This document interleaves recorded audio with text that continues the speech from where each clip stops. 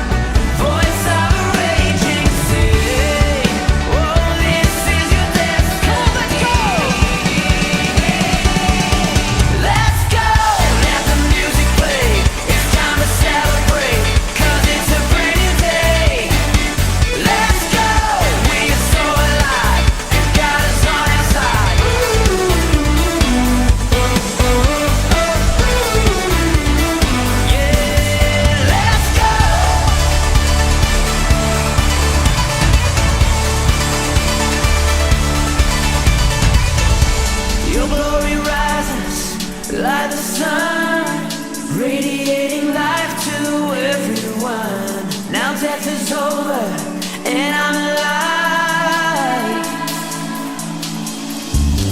Oh, I'm taking hold of this victory, and now I'm running in my destiny. For your glory, oh, I will go. Yeah, your glory rises like the sun, radiating light to everyone. Now death is over and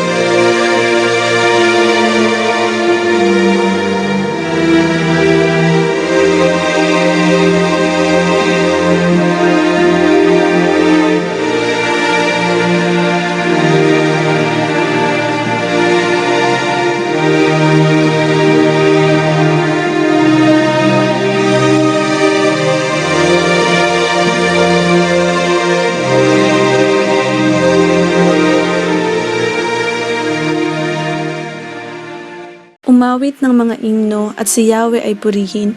Purihin ang ating Diyos at ang alpa ay tugtugin. Ang ulap sa kalangitan ay siya ang naglalatag, itong lupa'y dinidilig ng saganang tubig ulan. Sa bundok at gubat na may mga damoy binubuhay. Pagkain ng mga hayop siya rin ang nagbibigay, pinapakain nga niya nagugutom na inakay. Tayo po ay manalangin. Panginoon, maraming salamat po sa gabing ito na kami ay makakapanambahan. Dalangin po namin na iyong buksan ang aming mga puso't isipan nang sa gayon ay maunawaan at maisabuhay po namin ang iyong banal na salita.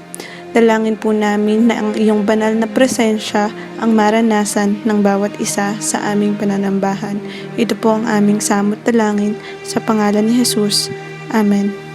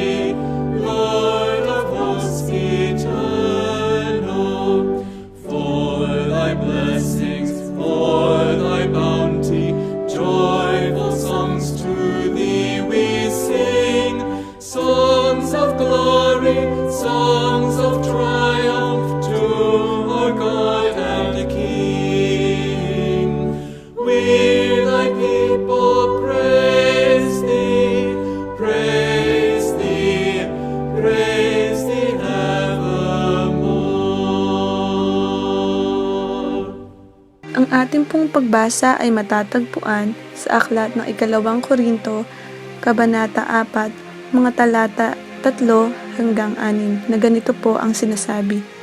Ngunit kung may mga hindi nakakaintindi sa magandang balita na aming ipinahahayag, ito ay ang mga taong napapahamak. Ayaw nilang maniwala sa magandang balita dahil ang kanilang mga isipan ay binulag ni Satanas na naghahari sa mundong ito. Binulag niya sila para hindi nila maintindihan ang magandang balita tungkol sa kapangyarihan ni Kristo na siyang larawan ng Diyos. Hindi namin ipinangangaral ang aming mga sarili, kundi si Hesukristo na siyang Panginoon. Naglilingkod kami sa inyo dahil kay Jesus, sapagkat ang Diyos na nagsabing magkaroon ng liwanag sa kadaliman, at siya ring nagbibigay liwanag sa aming mga isipan para maunawaan namin ang kapangyarihan ng Diyos na nahayag kay Hesukristo.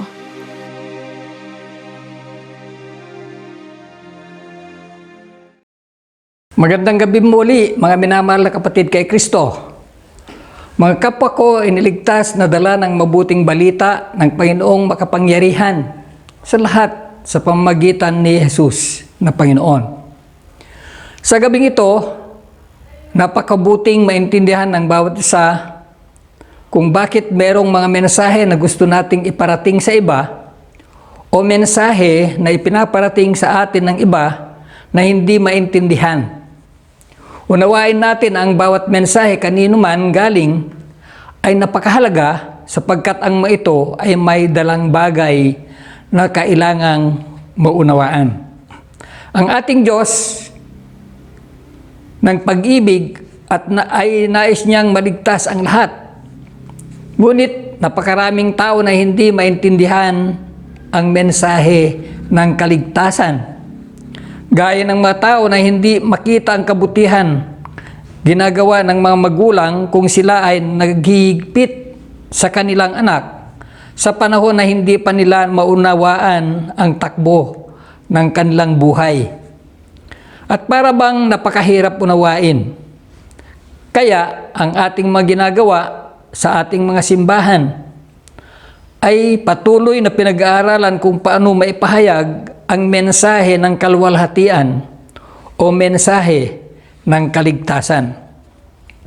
Ang nais ng Panginoong Hesus mula sa kanyang pagpili ng mga unang alagad hanggang sa kanyang pagtawag at paghihiwalay sa atin sa ating kasalukuyan at pagbilang sa atin na kanyang mga bahagi ng kanyang katawan o kaanib ng kanyang iglesia ay ang gumawa ng mga disipulo. Kaya ako at kayo, ang ating gawin na nais ng Panginoong Hesus ay gumawa tayo ng mga disipulo.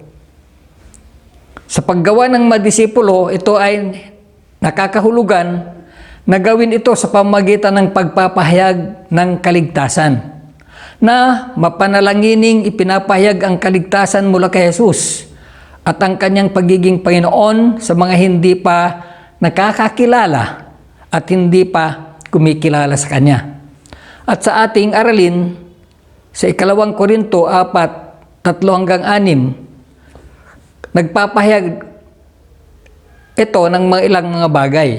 Una, ang mabuting balita ay ang kaluwalhatian o kapangyarihan ni Kristo. Ang Ebanghelyo ay mabuting balita. Ano ang pinakamataas at pinakamabuting bagay sa mabuting balita? Ito ba ay ang pagbibigay katwiran sa pamamagitan ng pananampalataya? Justification by faith. Ito ba ay kapatawaran ng kasalanan? Pagkaalis sa galit ng Diyos? Ito ba ay pagtubos mula sa pagkakasala at kalayaan mula sa pagkaalipin sa kasalanan? Kaligtasan mula sa impyerno? Pagpasok sa langit? Pagpasok sa buhay na walang hanggan? Paglaya mula sa sakit at karamdaman at hidwaan? Ang lahat ng mga ito ay mahalagang pangako na binili ng dugo ni Kristo para sa bawat naniniwala sa Kanya. Ngunit sa katunayan, maliban kung humantong sila sa iba pa, hindi talaga ito magandang balita. Ibig sabihin, alam man nila lahat ng mga ito, kung hindi nila makita ang kaluwalhatian o kapangyarihan ni Kristo sa kanilang buhay, ito ay walang silbi. Pwedeng maniwala sa lahat ng ito at umasa, ngunit maaaring hindi ito mapapasa kanila malibang ibigay kay Kristo ang kanyang kaluwalhatian. Ang pinakamataas at pinakamabuting bagay na magbuo sa bawat parte ng mabuting balita ay ang kapangyarihan o kaluwalhatian ng Diyos na nahayag kay Kristo. Sa 2 Korinto, Kabanatang 4, Talatang 4 at Talatang 6, ayaw nilang maniwala sa magandang balita dahil ang kanilang maisipan ay binulag ni Satanas na naghahari sa mundong ito. Binulag niya sila para hindi nila maintindihan ang magandang balita tungkol sa kapangyarihan ni Kristo na siyang larawan ng Diyos. At sa talatang 6 sabi, sapagkat ang Diyos nagsabing magkaroon ng liwanag sa kadiliman, ang siya ring nagbibigay liwanag sa aming mga kaisipan para maunawaan namin ang kanyang kapangyarihan, ang kapangyarihan ng Diyos na nahayag kay Jesucristo. Kaya't kung tignan po natin sa talatang 4, magandang balita tungkol sa ang magandang balita tungkol sa kapangyarihan ni Kristo na siyang larawan ng Diyos, ang siya ring nagbigay liwanag sa aming maisipan para maunawaan namin ang kapangyarihan ng Diyos na nahayag kay Jesucristo. Kung tingnan po natin sa unang Korinto, Kabanatang 15, talatang 3-4, mababasa ang pundasyon ng mapangyayari sa Ebanghelyo. At ang pundasyon nito ay siyang pinanggalingan ng mabuting balita na si Kristo ay namatay upang iligtas tayo sa ating mga kasalanan ayon sa kasulatan. Inilibing siya, ngunit muling nabuhay sa ikatlong araw ayon din sa kasulatan. Ito ang kaluwalhatian at kapangyarihang totoo. Kung wala ang pagkamatay at pagkabuhay na mag-uli ni Jesus, walang mabuting balita at walang ebanghelyo. Sa 2 Korinto 4:4 at 6, sinasabi sa atin, ang kaluwalhatian o kapangyarihan ni Kristo ay ang larawan ng Diyos. Kailangan nating makita ang kapangyarihan ng Diyos sa mukha ni Kristo. Ang ebanghelyo ay hindi lamang kasaysayan. Ang ebanghelyo ay mabuting balita. Ito ang ebanghelyo ng kaluwalhatian ni Kristo na nasa larawan ng Diyos. Ang kaluwalhatian ni Kristo na nakikita at nararanasan sa gawa ng pagtubos ang siyang mabuting balita. Tingnan po natin, sabi po ay justification is good news because it makes us stand accepted by the one whose glory we want to see and savor above all things.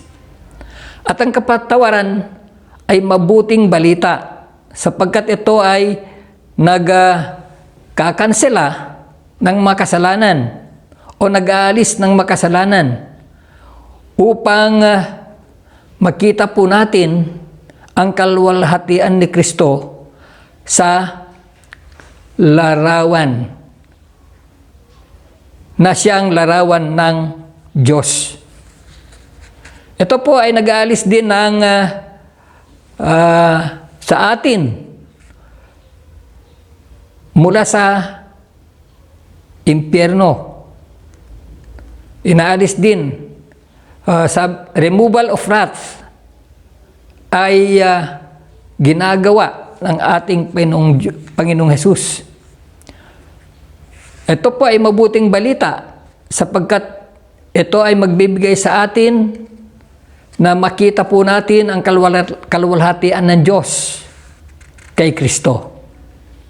Ang buhay na walang hanggan ay mabuting balita din.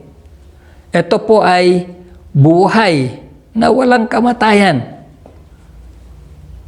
At sabi ni Jesus, that they know me and Him who sent me. At ang kalayaan mula sa karamdaman, sa mga sakit at mga pagtatalo ay mabuting balita. Kaya't sa lahat ng ito, ating mararanasan lamang kung ang Panginoong Jesucristo ang siyang ating mabigyan ng luwalhati sa larawan ng ating Diyos. Ibig sabihin, mga kapatid, kung tignan po natin ng 2 Corinthians 4:4 and 6 tells us what the highest, best, ultimate good of the good news is the glory of God in the face of Christ.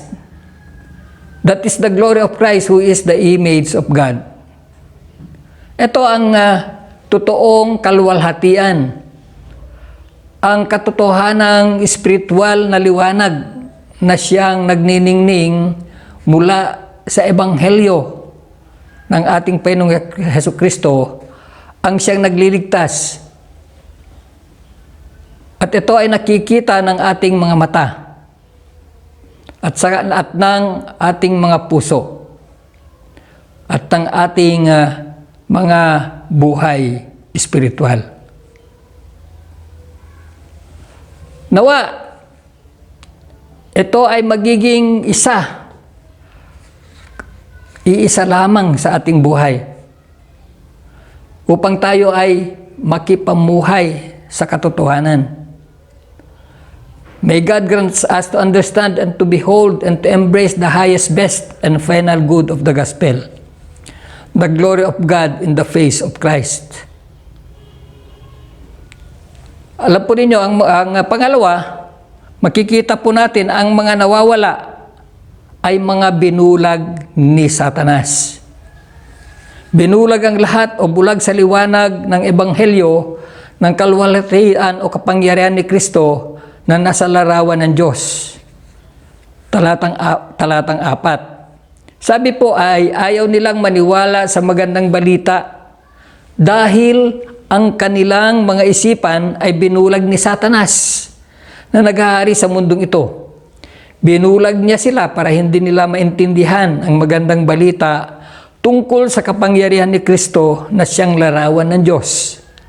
Sa mga napapahamak, binulag sila ni Satanas at hindi nila makita ang katotohanan. Hindi lang ang kanilang mga mata ang hindi makakita. Hindi rin sila makakaunawa. Ito ang dahilan kung bakit meron pa rin hindi makaintindi kahit na maliwanag na ang mensahe ng kaligtasan mula sa ating Panginoong Hesus. Naintindihan ba natin? Nauunawaan ba natin? Meron pa bang nawawala o napapahamak na nasa ating kalagitnaan? Pansinin po muna ninyo mga kapatid, dahil hindi po tayo nagkikita-kita, hindi tayo sumasamba, nasama-sama. Isipin muna ninyo ang inyong mga kasama sa iglesia, sa ating church. Meron pa bang napapahamak? Meron pa bang nawawala? O meron pa bang hindi tumatanggap sa ating Panginoong Jesucristo? Sa loob ng ating sambahan o sa ating samahan, meron pa ba? Kung meron pang hindi nakakakita sa kaluwalhatian ng Diyos, sa larawan ni Kristo, siya po ay kasama sa napapahamak pa. Pagkawala ay kabulagan sa kaluwalhatian. O yung bang nawawalang tao, siya ay nabubulagan sa kaluwalhatian. Kapag nawawala, ay kabulagan sa espiritual na liwanag, siya ay bulag sa espiritual na liwanag. Liwanag na nagniningning mula sa Ebanghelyo ni Kristong napako sa krus, ngunit nabuhay na maguli. Maraming tayong alam na tao na ganito, nabubulagan sa katotohanan. Kaya't kumusta po tayo? Kumusta po kayo? Kailangan pa bang paalalahanan sa mga buhay at atin silang dalhin sa paanan ni Kristo? Sabihin na si Kristo lang ang namatay para sa kasalanan ng lahat ng tao, ngunit nabuhay na maguli mula sa mga patay. Sabihin sa kanila ang kabutihan at kagandahan ng kanyang pag-ibig, ang kanyang kaalaman, ang kanyang kapangyarihan at kataasan. Kailangan nilang maniwala. Kailangan nilang makita ang kaluwalhatian, ang kagandahan at ng pagpapahalaga. Kailangan silang ipanalangin. Kailangan natin silang iiyak sa Diyos at ipanalangin. At kailangan naman nating manatiling maliwanagan ng kaluwalhatian ng Diyos sa larawan ni Kristo.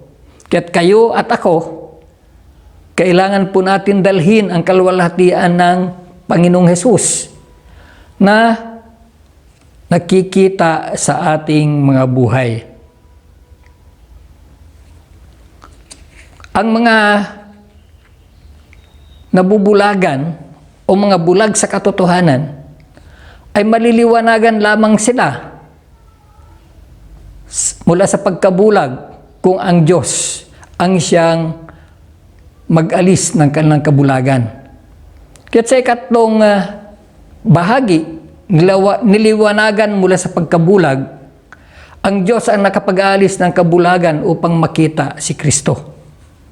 Ang Diyos lamang ang nakapagbibigay ng espiritual na pananaw at kalayaan mula sa kapangyarihan ng pamumulag ng demonyo.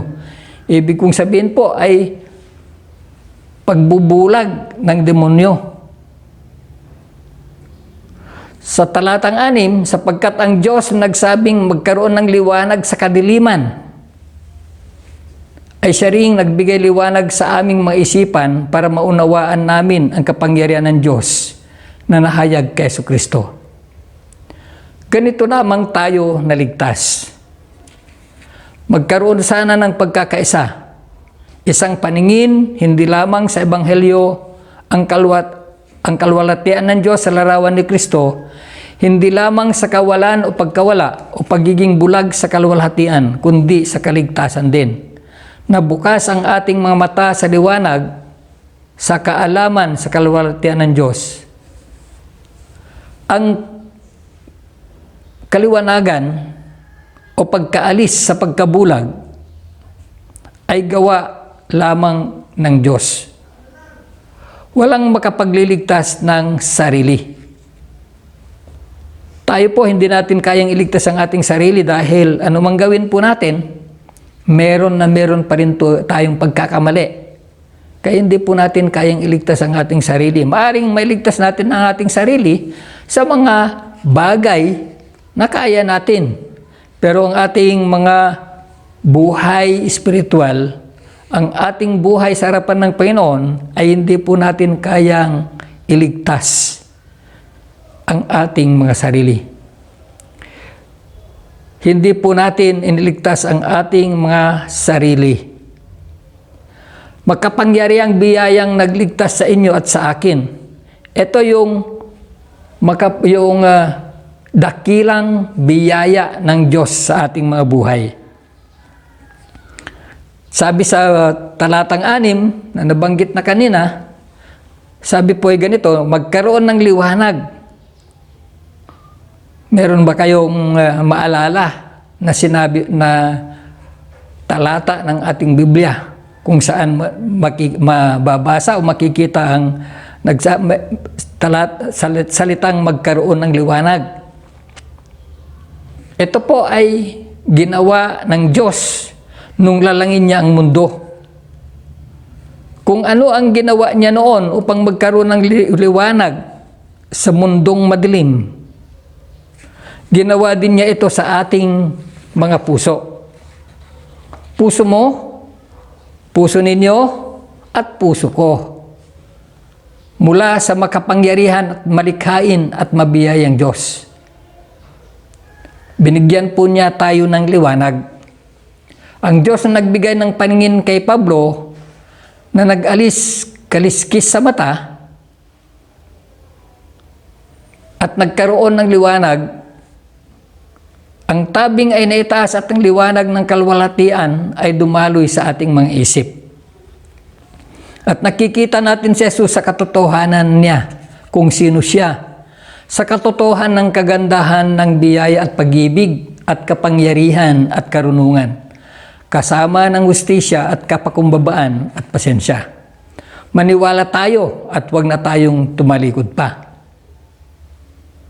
Ang Panginoong Diyos lamang ang siyang makapag-aalis ng ating mga nakatakip o natatakpang mga mata. Siya lang ang nagbubukas ng mga ito upang makita natin ang kaluwalhatian ng Diyos sa pamamagitan ni Jesus na siyang larawan ng Diyos. Nais kong basahin ang isang patutuo ng isang Hudyo. At ito po ay basahin ko po sa English. Monday, April 4, 2005, 6:09 p.m. God bless everyone who read this. I can't believe it took me 2 whole years to understand what is said in the audio sermon Education for Exaltation in Christ. I am a Jew, a Christian Jew, and since 2 minutes ago, I believe that Jesus is God. Jesus is Elohim. He who has the Son has life. God used that audio sermon to crush the mind of this stubborn Jew. I must say that I had troubles with the Father name being pronounced, as in Jewish culture, it is not common to pronounce the Father's name, since we don't know how it is pronounced. But I decided to go on and listen. My eyes went open. Just today, I was angry with God. I said to Him, "Why are you letting me search without finding answers?" Well, I found it now. Jesus is Elohim.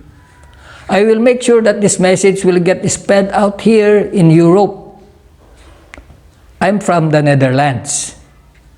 I can't believe it. Well, I do believe it. Actually, Jesus is Elohim. Praise Jesus. Praise Elohim. Sa pagtatapos, magpapansin po natin na ang Diyos ay gumagamit ng mga mensahero upang mabuksan ang mga mata ng mga bulag. Si Pablo ang nasumulat sa mga taga-Korinto ayon sa Gawa 26 talatang 17 hanggang 18. Ganito pagkakasabi: "Ililigtas kita sa mga Hudyo at sa mga hindi Hudyo. Ipapadala kita sa kanila para imulat ang kanilang mata at dalhin sila mula sa kadiliman papunta sa liwanag at mula sa kapangyarihan ni Satanas papunta sa Diyos. At sa pamamagitan ng kanilang pananampalataya sa akin, patatawarin sila sa kanilang makasalanan at mapapabilang na sila sa mga taong itinuring ng Diyos na sa Kanya." Tinatawag ba kayo ng Diyos, mga minamahal mga kapatid? Pinapadala tayo sa ating makamag-anak na hindi pa naniniwala kay Kristo. Meron ba kayong kamag-anak na hindi pa tumanggap sa ating Panginoong Hesus? Bagamat tinatawag na Kristiyano, pero hindi makita ang buhay pagiging Kristiyano. Kaya ang katanungan, Kristiyano ba ikaw? Ikaw ba'y Kristiyano? Tayo ba'y Kristiyano? Ang panalangin ko ay tanggapin at yakapin ang katotohanan ito at matapang na mensahero ng Panginoong Hesus. Ang nagbangon mula sa kamatayan na si Kristo, sa buhay niyo, gagamitin niya kayo. Gagamitin niya tayong lahat. Ang inyong mga salita at mga patutuo sa mga hindi pa nabubuhay bilang Kristiyano. Magiging liwanag ang inyong patutuo kay Kristo sa mga bulag at magkakaroon sila ng laya mula sa kuko ng masama, kuko ng demonyo. Huwag mahiya, huwag matahimik. Magtiwala na may pagtitiyaga, ipatutuo ang kalwalhatian ni Kristo.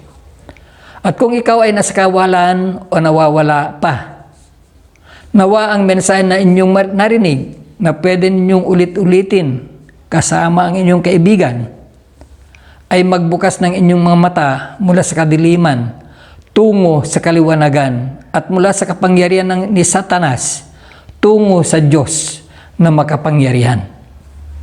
Lalahanin po natin mga minamahal mga kapatid na ang kalwalhatian lamang ng Diyos sa pamamagitan ni Jesus ang mensahe ng mabuting balita. Nabubulagan lamang tayo kung hindi po natin tanggapin ang liwanag na nagmumula sa ating Diyos. Tayo ay tinatawag ng Diyos sapagkat Siya lamang ang nag-alis sa atin sa kadustahan na dala ng kasalanan. Tayo po ay nakakakita dahil ang Diyos ang siyang nag-alis ng mga tabing ng ating mga mata. Nag-alis ng makaliskis na humaharang sa ating paningin. Sapagkat ang Diyos ay Diyos ng pag-ibig.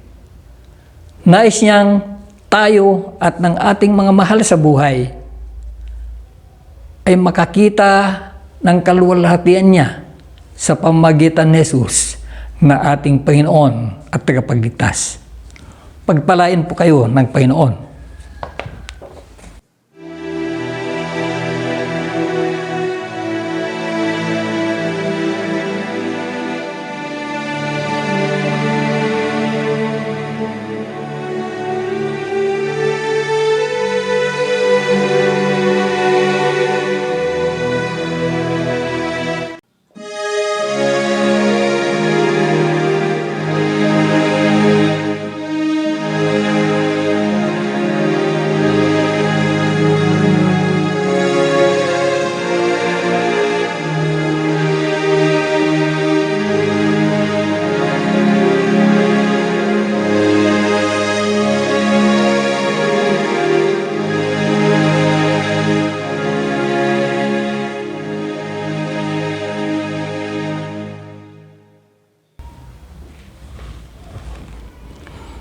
tayo sa ating pagpapasalamat sa pamamagitan ng ating mga handog. O Diyos, sa aming Panginoon, nagpapasalamat po kami sa lahat ng mga biya at pagpapala na binibigay sa aming mga buhay. Tunay nga po ng iyong pag-ibig ay patuloy na ipinapadama po ninyo sa bawat isa. Kaya't narito ang mga handog ng bawat isa sa amin. Handog ng pagkilala ng kaliwanagan ay galing lamang po sa inyo. Kaya't pagpalain Panginoon ang bawat isa sa kanilang paghandog, pagpalain upang ikaw ay siyang makita na nagliliwanag sa buhay ng bawat isa. Salamat po at ito ay aming dalangin sa dakilang pangalan ng iyong anak na si Jesus. Amen.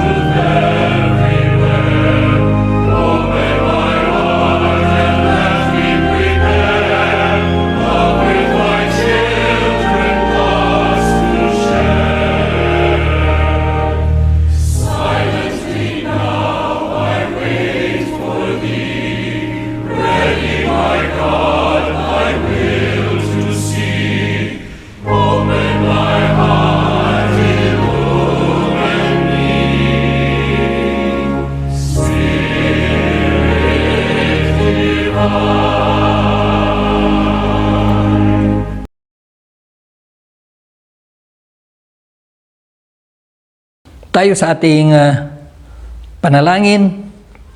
O Diyos, sa aming Panginoon, tunay ng iyong pag-ibig ay napakadakila.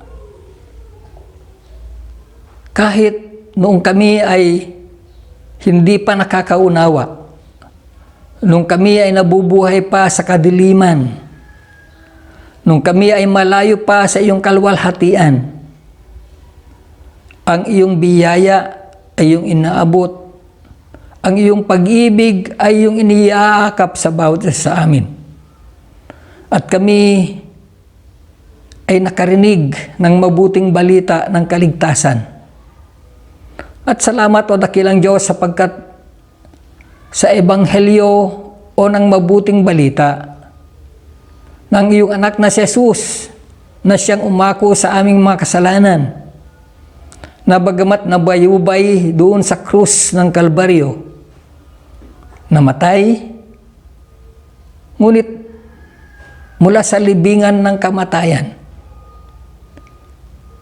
nabuhay siya magmuli at ipinakita ang katagumpayan na kung kami ay tumanggap, sumunod, maniwala, at magsuko ng aming mga buhay sa Kanya, ay meron ding pagkabuhay na magmuli.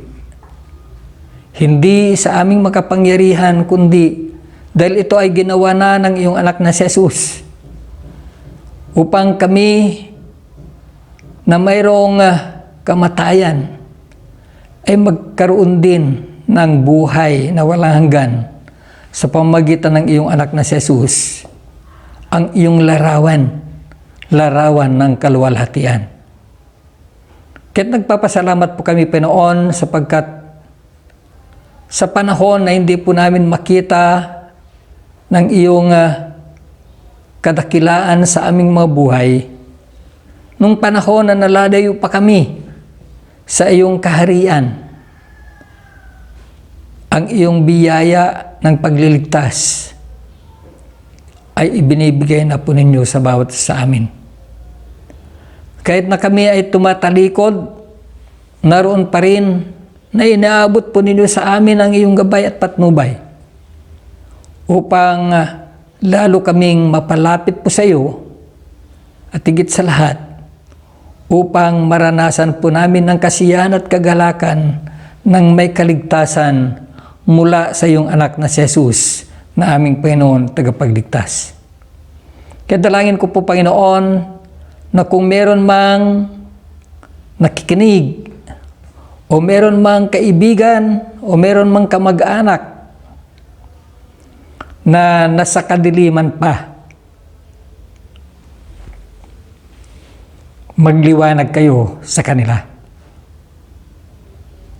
At ang kapangyarihan ng pag-alis ng mga tabing sa kanilang mga mata ay aking inilalapit na mangyari nawa na sa iyo, O Diyos, na aming Panginoon na makapangyarihan, ang kanilang mga buhay sa kadiliman ay tumalikod at lumapit sa iyo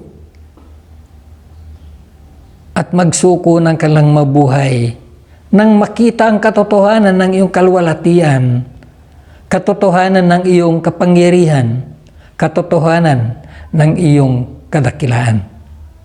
Salamat sa iyong pag-ibig at salamat, Panginoon, sapagkat naniniwala po ako na sa pamagitan ng aming pag-akap, pagsusuko ng aming buhay, at pagsunod sa iyong kalooban, mananatili ng aming mga mata ay may kaliwanagan, na makita ang iyong kaluwalhatian at ng iyong kapangyarihan.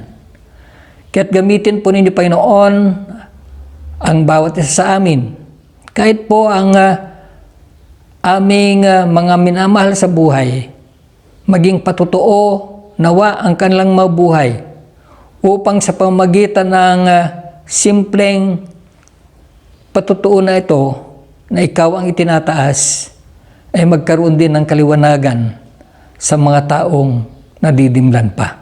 Salamat, Panginoon. Salamat sa iyong pag-ibig.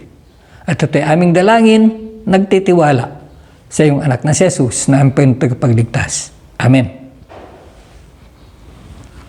Ngayon, tanggapin natin at patuloy nating tanggapin ang masaganang pagpapala ng ating Panginoong Diyos na makapangyarihan sa lahat, ang pag-ibig at pagliligtas ng ating Panginoong Jesus, ang Kristo ng aming buhay, at ang patuloy na gabay at patnubay ng iyong Espiritu, ang banal na Espiritu na sumasabawat sa amin. Sa iyo na aming Diyos na makapangyarihan sa lahat, Diyos Ama, Anak at Espiritu Santo. Amen.